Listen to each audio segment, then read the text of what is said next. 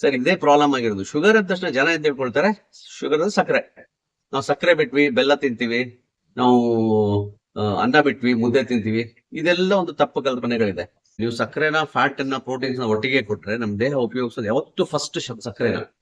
Fat ಮತ್ತೆ proteins ಮುಟ್ಟಲ್ಲ. Fat ಕೆಟ್ಟದ್ದಲ್ಲ ಸರ್, ಆಕ್ಚುಲಿ ಒಳ್ಳೇದದು. ಪ್ರಕೃತಿ ಪ್ರಕಾರ ಆ ಫ್ಯಾಟ್ ಅನ್ನೋದು ನಮ್ಗೆ ಎಮರ್ಜೆನ್ಸಿ ಫುಡ್. ಅದು ನಮ್ಗೆ ಸಪೋಸ್ ಫುಡ್ ಸಿಗ್ಲಿಲ್ಲ, ಭೀಕರ ಬರಗಾಲ ಬಂತು, ಏನಾಯ್ತು ಅಂದ್ರೆ ಆ ಫ್ಯಾಟ್ ಅನ್ನ ಕರಗಿಸ್ಕೊಂಡು ನಾವು ಬದುಕ್ತೀವಿ. ಬಟ್ ಇವಾಗ ಪರಿಸ್ಥಿತಿ ಏನಾಗಿದೆ ಅಂದ್ರೆ ನಮ್ಗೆ ಊಟ ಇಲ್ಲ ಅನ್ನೋ ಒಂದು ಪರಿಸ್ಥಿತಿನೇ ಬರ್ತಿಲ್ಲ. ಅಷ್ಟೊಂದು ನಾವು ಆಹಾರ ಬೆಳೀತಾ ಇದೀವಿ, ಎಲ್ರಿಗೂ ಸಿಕ್ಕಾಪಟ್ಟೆ ಊಟ ಸಿಗ್ತಿದೆ. ನಾವು ದೈಹಿಕವಾಗಿ ಮಾಡೋ ಕೆಲಸನ ಮಷಿನ್ಗಳು ಮಾಡ್ತಾ ಇದ್ದಾರೆ. ಇಂಗ್ಲೆಂಡ್ ಅಲ್ಲಿ ರಾಯ್ ಟೇಲರ್ ಅಂತ ಒಂದು ಎಕ್ಸ್ಪೆರಿಮೆಂಟ್ ಮಾಡ್ತಾರೆ. ಅದು ವೆಯ್ಟ್ ಲಾಸ್ ಮಾಡಿದಾಗ ಡಯಾಬಿಟಿಸ್ ರಿವರ್ಸ್ ಆಗತ್ತೆ ಸುಮಾರು ಜನರಲ್ಲಿ. 15 ವರ್ಷ ನಾನು ಮಾತ್ರೆ ಬರ್ದೀನಿ, ಇನ್ಸುಲಿನ್ ಬರ್ದೀನಿ, ಎಲ್ಲ ಬರ್ದೀನಿ, ಬಟ್ ಶುಗರ್ ಹೋಗಲ್ಲ. ಅದ್ರಲ್ಲಿ ಪ್ರತಿ ವರ್ಷಕ್ಕೆ ಜಾಸ್ತಿ ಆಗ್ತಾ ಹೋಗುತ್ತೆ ಮೆಡಿಸಿನ್ಸ್. ಸರ್ ಇದು ನನ್ನ 3ನೇ ಪುಸ್ತಕ, ಡಯಾಬಿಟಿಸ್ ರಿವರ್ಸಲ್ ಟಿಪ್ಸ್. ಮನೆಯಲ್ಲಿಯೇ ಸರಳವಾಗಿ ಡಯಾಬಿಟಿಸ್ ರಿವರ್ಸಲ್ ಮಾಡ್ಕೊಳ್ಳಿ. ಡಾಕ್ಟ್ರೇ ನಮಸ್ಕಾರ. ನಮಸ್ಕಾರ ಸರ್. ಈಗ ನಿಮ್ದು 3ನೇ ಪುಸ್ತಕ ಬಂದಿದೆ ಅಂತ ಕೇಳಿದೆ, ಹೇಳಿ ಸರ್ ಪುಸ್ತಕದ ಬಗ್ಗೆ. ಸರ್ ಇದು ನನ್ನ 3ನೇ ಪುಸ್ತಕ, ಡಯಾಬಿಟಿಸ್ ರಿವರ್ಸಲ್ ಟಿಪ್ಸ್. ಮನೆಯಲ್ಲಿಯೇ ಸರಳವಾಗಿ ಡಯಾಬಿಟಿಸ್ ರಿವರ್ಸಲ್ ಮಾಡ್ಕೊಳ್ಳಿ. ಮನೆಯಲ್ಲೇ ಯಾಕೆ ಮಾಡ್ಬೇಕು ಅಂದ್ರೆ ಸರ್ ಇದು ಆಸ್ಪತ್ರೆಯಲ್ಲಿ ಆಗೋ ಕೆಲಸ ಅಲ್ಲ. ಆಸ್ಪತ್ರೆಯಲ್ಲಿ ನಾವು ತಾತ್ಕಾಲಿಕ ರಿಲೀಫ್ ಕೊಡ್ತೀವಿ ಅಷ್ಟೇ, ಮೆಡಿಸಿನ್ಸ್ ಕೊಟ್ಟು, ಇನ್ಸುಲಿನ್ ಕೊಟ್ಟು. ಡಯಾಬಿಟಿಸ್ ಅನ್ನೋದು ಒಂದು ಜೀವನ ಶೈಲಿಯ ಸಮಸ್ಯೆ. ಆ ಜೀವನ ಶೈಲಿ ಮನೆಯಲ್ಲೇ ಸರಿ ಆಗ್ಬೇಕು. ಯಾವ್ದ್ರಲ್ಲಿ ನಾವು ತಪ್ಪು ಮಾಡ್ತೀವಿ, ನಾವು ತಗೊಳ್ಳೋ ಫುಡ್ ಅಲ್ಲಿ ತಪ್ಪು ಮಾಡ್ತೀವಿ, ಮತ್ತೆ ನಮ್ಮ ಲೈಫ್ ಸ್ಟೈಲ್ ಅಲ್ಲಿ, ನಾವು ತಗೊಳ್ಳೋ ಟೆನ್ಷನ್ ಗಳಲ್ಲಿ, ಇವೆಲ್ಲದ್ರಲ್ಲೂ ನಾವು ತಪ್ಪು ಮಾಡ್ತಾ ಇರ್ತೀವಿ. ಈ ತಪ್ಪುಗಳನ್ನ ಮಾಡಿದ್ದಕ್ಕೆ ನಮ್ಗೆ ಈ ಕಾಯಿಲೆ ಬಂದಿದೆ. ಈ ತಪ್ಪುಗಳನ್ನ ನೀವು ಕರೆಕ್ಷನ್ ಮಾಡ್ತಾ ಹೋದ್ರೆ ಅಷ್ಟಕ್ಕೆ ಆ ಕಾಯಿಲೆ ಹಿಂದಕ್ಕೆ ಹೋಗ್ತಾ ಹೋಗುತ್ತೆ. ಇದರಲ್ಲಿ ಬಹಳ ಇಂಪಾರ್ಟೆಂಟ್ ಅಂದ್ರೆ ಸರ್, ನನಗೆ ಆಶ್ಚರ್ಯ ಆಗೋದು, ಎಲ್ಲಾ ಫುಡ್ ಅನ್ನ ಕಡಿಮೆ ತಿನ್ಬೇಕು ಅಂತ ತಿಳ್ಕೊಂಡ್ಬಿಟ್ಟಿದ್ದಾರೆ ಡಯಾಬಿಟಿಸ್ ಪೇಷಂಟ್ಸ್. ಹಾಗಲ್ಲ. ಅದು ಕಾರ್ಬೋಹೈಡ್ರೇಟ್ಸ್ ಅಥವಾ ಶರ್ಕರ ಪಿಷ್ಟಗಳನ್ನ ಮಾತ್ರ ಕಡಿಮೆ ತಿನ್ಬೇಕು. ಶರ್ಕರ ಪಿಷ್ಟ ಅಂದ್ರೆ ಏನ್ ಸರ್? ಈಗ ಸಿಹಿ ಇರೋದು, ಸಕ್ಕರೆ, ಬೆಲ್ಲ, ಜೇನುತುಪ್ಪ, ಎಳ್ನೀರು, ಆಲೂಗಡ್ಡೆ, ಇವೆಲ್ಲ ಹೆವಿ ಶುಗರ್ ಇದೆ. ಬಾಳೆಹಣ್ಣು, ಇದೆಲ್ಲ ಕಂಪ್ಲೀಟ್ ಆಗಿ ನಿಲ್ಸ್ಬಿಡೋದು. ಹಣ್ಣುಗಳಲ್ಲಿ ಯಾವ್ದು ತುಂಬಾ ಸಿಹಿ ಇರುತ್ತೆ ಅದು ಜಾಸ್ತಿ ಶುಗರ್, ಯಾವ್ದು ಕಾಯಿ ಇರುತ್ತೆ ಸ್ವಲ್ಪ ಜಾಸ್ತಿ ಹಣ್ಣಾಗಿರಲ್ಲ ಅದು ಕಡಿಮೆ ಶುಗರ್ ಅಷ್ಟೇ. ತುಂಬಾ ತಲೆ ಕೆಡ್ಸ್ಕೊಳ್ಳೋದೇನು ಅವಶ್ಯಕತೆ ಇಲ್ಲ. ಇನ್ನು ನಾವು ಹೈಯೆಸ್ಟ್ ತಿನ್ನೋದೇನ್ ಸರ್? ಬೆಳಗ್ಗೆ ಸಂಜೆವರೆಗೂ ಅಕ್ಕಿ, ರಾಗಿ, ಗೋಧಿಗಳು ಇದನ್ನೇ ತಿನ್ನೋದು ನಾವು.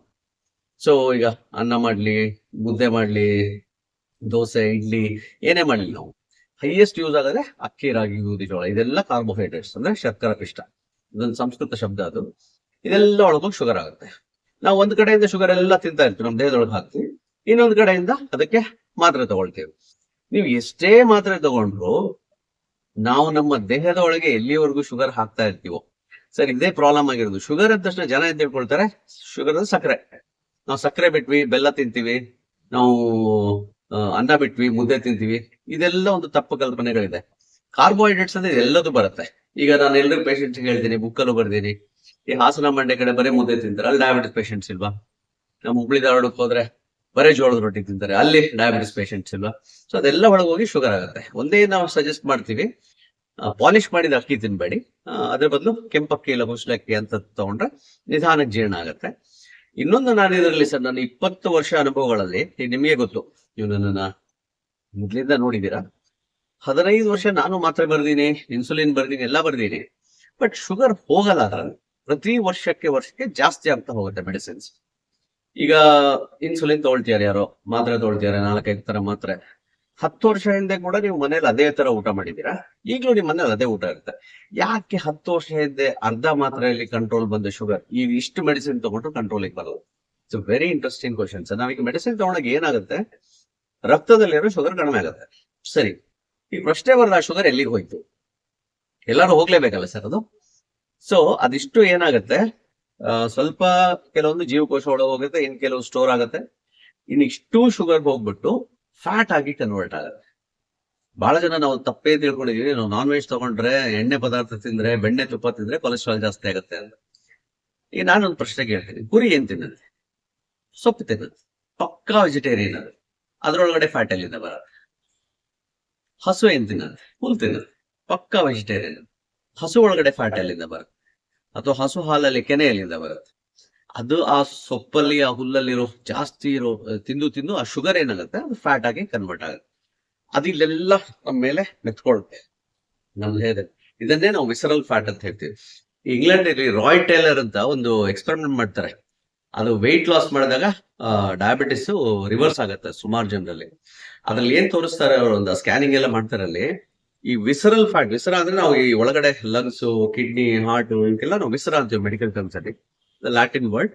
ಅದ್ರ ಮೇಲೆ ಫ್ಯಾಟ್ ಏನ್ ತುಂಬಿಕೊಳ್ಳುತ್ತೆ ಅದು ಈ ಪಾರ್ಟ್ಸ್ ಗಳನ್ನ ಸರಿ ಕೆಲಸ ಮಾಡಕ್ ಬಿಡಲ್ಲ. ಸೊ ನಾವ್ ಯಾವಾಗ ಶುಗರ್ ಕೊಡ್ತಾನೆ ಇದೀವಿ ಬಾಡಿಗೆ, ಅದು ಹೋಗಿ ಸುಮಾರಷ್ಟು ವಿಸರಲ್ ಫ್ಯಾಟ್ ಆಗ್ತಾನೆ ಇದೆ. ಆ ವಿಸರಲ್ ಫ್ಯಾಟ್ ಜಾಸ್ತಿ ಆದಷ್ಟು ನಮ್ಮ ಇನ್ಸುಲಿನ್ ಮತ್ತೆ ಕಡಿಮೆ ಕೆಲಸ ಮಾಡಲ್ಲ, ಆಗ ನಾವು ಮೆಡಿಸಿನ್ಸ್ ಜಾಸ್ತಿ ಜಾಸ್ತಿ ಜಾಸ್ತಿ ಆಗ್ತಾ ಹೋಗುತ್ತೆ. ಇದನ್ನ ರಿವರ್ಸ್ ಮಾಡೋದು ಹೇಗೆ? ನಮ್ಮ ದೇಹಕ್ಕೆ ತಾತ್ಕಾಲಿಕವಾಗಾದ್ರೂ ನಾವು ಶುಗರ್ ಕೊಡೋದನ್ನ, ಕಾರ್ಬೋಹೈಡ್ರೇಟ್ಸ್ ಕೊಡೋದನ್ನ ನಿಲ್ಲಿಸ್ಬೇಕು. ಅವಾಗ ಮಾತ್ರ ನಮ್ಮ ದೇಹ ಫ್ಯಾಟ್ ಅನ್ನ ಕರಗಿಸುತ್ತೆ. ನೀವು ಸಕ್ಕರೆನ, ಫ್ಯಾಟ್ ಅನ್ನ, ಪ್ರೋಟೀನ್ಸ್ ನ ಒಟ್ಟಿಗೆ ಕೊಟ್ರೆ ನಮ್ಮ ದೇಹ ಉಪಯೋಗಿಸೋದು ಯಾವತ್ತು ಫಸ್ಟ್ ಸಕ್ಕರೆನ. ಫ್ಯಾಟ್ ಮತ್ತೆ ಪ್ರೋಟೀನ್ಸ್ ಅದು ಮುಟ್ಟಲ್ಲ. ಫ್ಯಾಟ್ ಕೆಟ್ಟದ್ದಲ್ಲ ಸರ್, ಆಕ್ಚುಲಿ ಒಳ್ಳೇದದು. ಪ್ರಕೃತಿ ಪ್ರಕಾರ ಆ ಫ್ಯಾಟ್ ಅನ್ನೋದು ನಮ್ಗೆ ಎಮರ್ಜೆನ್ಸಿ ಫುಡ್. ಅದು ನಮ್ಗೆ ಸಪೋಸ್ ಫುಡ್ ಸಿಗ್ಲಿಲ್ಲ, ಭೀಕರ ಬರಗಾಲ ಬಂತು, ಏನಾಯ್ತು ಅಂದ್ರೆ ಆ ಫ್ಯಾಟ್ ಅನ್ನ ಕರಗಿಸ್ಕೊಂಡು ನಾವು ಬದುಕ್ತೀವಿ. ಬಟ್ ಇವಾಗ ಪರಿಸ್ಥಿತಿ ಏನಾಗಿದೆ ಅಂದ್ರೆ ನಮ್ಗೆ ಊಟ ಇಲ್ಲ ಅನ್ನೋ ಒಂದು ಪರಿಸ್ಥಿತಿನೇ ಬರ್ತಿಲ್ಲ. ಅಷ್ಟೊಂದು ನಾವು ಆಹಾರ ಬೆಳೀತಾ ಇದೀವಿ, ಎಲ್ರಿಗೂ ಸಿಕ್ಕಾಪಟ್ಟೆ ಊಟ ಸಿಗ್ತಿದೆ. ನಾವು ದೈಹಿಕವಾಗಿ ಮಾಡೋ ಕೆಲಸನ ಮಷಿನ್ಗಳು ಮಾಡ್ತಾ ಇದ್ದಾರೆ. ನಾವೆಲ್ಲ ತುಂಬಾ ಶ್ರೀಮಂತರ ಜೀವನ ಬದುಕ್ತಾ ಇದೀವಿ ನಿಜ ಹೇಳ್ಬೇಕು ಅಂದ್ರೆ. ಬಟ್ ತಲೆ ಬಿಸಿಗಳು ನೂರ ಒಂದು ಮಾಡ್ಕೊಂಡು ಕೂತಿರ್ತೀವಿ. ಯಾಕಂದ್ರೆ ನಮ್ ದೇಹ ಬಿಸಿ ಆಗಲ್ಲ, ನಾವು ದೈಹಿಕವಾಗಿ ಶ್ರಮ ಪಡೋದಲ್ಲ, ಅವಾಗ ತಲೆ ಬಿಸಿ ಆಗುತ್ತೆ. ನೀವು ದೇಹ ಬಿಸಿ ಆದ್ರೆ ಅಂದ್ರೆ ದೈಹಿಕವಾಗಿ ಕೆಲಸ ಮಾಡಿದಾಗ ತಲೆ ಆಟೋಮೆಟಿಕ್ಲಿ ತಣ್ಣಗಿರುತ್ತೆ. ಸೊ ಸ್ಟ್ರೆಸ್ ಆದ ಕೂಡ ಏನಾಗುತ್ತೆ, ಈ ಟೆನ್ಷನ್ ಹಾರ್ಮೋನ್ಗಳು ಶುಗರ್ ಅನ್ನ ಜಾಸ್ತಿ ಮಾಡ್ತವೆ. ಸೊ ಇದಕ್ಕೆ ನಾನು ಕಂಡುಕೊಂಡು ಒಂದು ಸೊಲ್ಯೂಷನ್ ಏನಂದ್ರೆ ಸರ್, ಇಂಟರ್ಮಿಟೆಂಟ್ ಫಾಸ್ಟಿಂಗ್. ಸಂಜೆ ಒಂದು 6 ಗಂಟೆ ಅಷ್ಟೊತ್ತಿಗೆ ನೀವು ನಿಮ್ಮ ದೇಹಕ್ಕೆ ಶರ್ಕರ ಪಿಷ್ಟ, ಅಕ್ಕಿ, ರಾಗಿ, ಗೋಧಿ ಏನ್ ಮಾಡಿದ್ಯೋ ಅದನ್ನ ಅಲ್ಲಿಗೆ ನಿಲ್ಸ್ಬಿಡ್ಬೇಕು 6 ಗಂಟೆಗೆ. ನೆಕ್ಸ್ಟ್ ಬೆಳಗ್ಗೆ ತಿಂಡಿ 10 ಗಂಟೆಗೆ ತಿನ್ಬೇಕು. ಈಗ ನಾನ್ ನೋಡಿ, ಸಂಜೆ 4 ಗಂಟೆಗೆ ಊಟ ಮಾಡಿದ್ರೆ ನಾನು ಬೆಳಗ್ಗೆ ತಿಂಡಿ ತಿನ್ನೋದು 10 ಗಂಟೆಗೆ. ಈಗ ರಾತ್ರಿ ಹೊಟ್ಟೆ ಹಸಿ ಅಲ್ವಾ, ಡೆಫಿನೆಟ್ಲಿ ಹೊಟ್ಟೆ ಹಸಿರುತ್ತೆ. ಯಾಕಂದ್ರೆ ನಮ್ಗೆ ಹೊಟ್ಟೆಗೆ ರೂಢಿ ಆಗ್ಬಿಟ್ಟಿದೆ 9-10 ಗಂಟೆಗೆ ತಿಂದು.